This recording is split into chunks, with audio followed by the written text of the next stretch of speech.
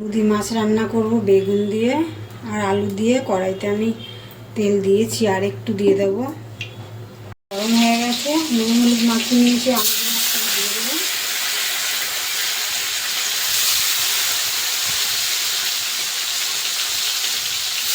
খুব বেশি কড়া করবো না, একটু হালকা করে ভেজে নেবো।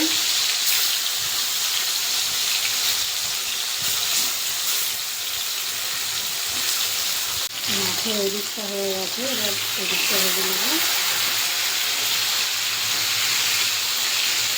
উল্টে পাল্টে হালকা ব্রাউন করে ভেজে নেবো। এই সময় মাছের সবসময় একটু নুনটা কম দিতে হয়। মাছ ভাজা হয়ে গেছে, তুলে নেবো।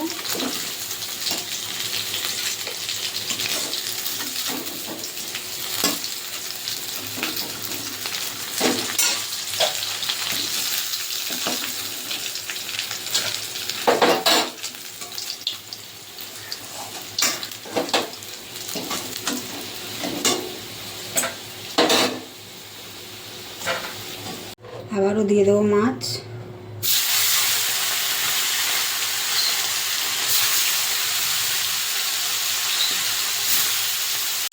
এটাও আমি উল্টে পাল্টে ভেজে নিয়েছি, এবার তুলে নেবো।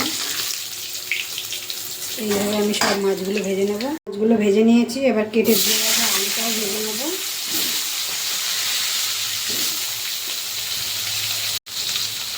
আলু নুন দিয়ে দেবো।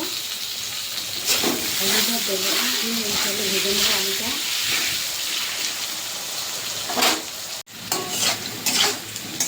আলুটা ভাজা হয়ে এসছে, নামিয়ে দেবো।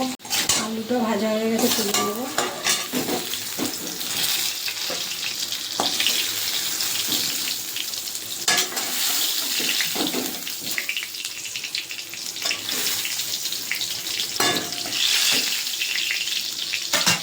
ওই তেলে কালো জিরে ফোড়ন দেবো।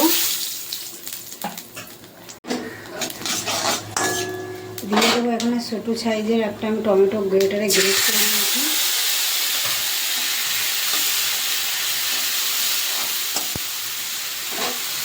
স্বাদ মতো নুন দিয়ে দেবো।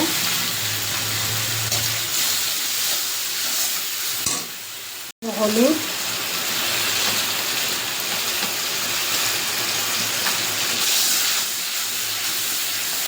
জিরে, আদা আর ধনে, লঙ্কা, পাকা লঙ্কা বেটে নিয়েছি শিলে, এটা দিয়ে দিলাম।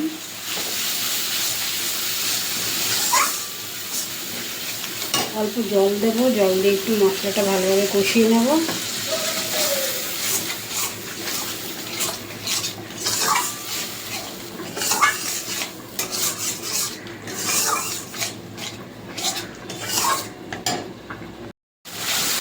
দিয়ে দেবো কালারের জন্য অল্প একটু কাশ্মীর লঙ্কা গুঁড়ো।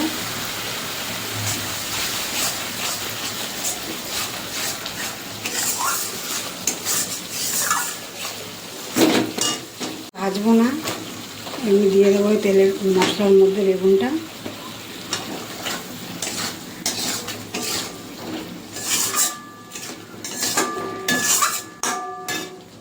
মশলা ভালোভাবে বেগুনের সঙ্গে কষানো হয়ে গেছে, ভেজে রাখা আলুগুলো দিয়ে দেবো।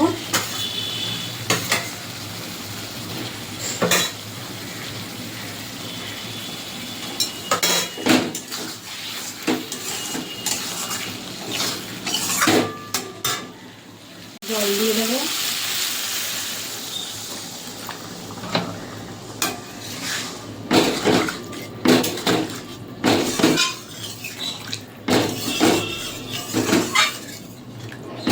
তেলটা একটু বেশি বেশি হয়ে গেছে, আমি যার জন্য বেগুনটা ভাজিনি।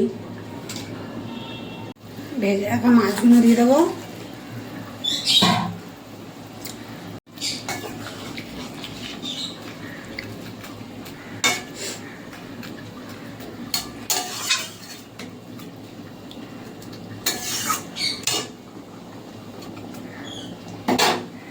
আলু দিয়ে মুদি মাছের ঝোল হয়ে গেছে।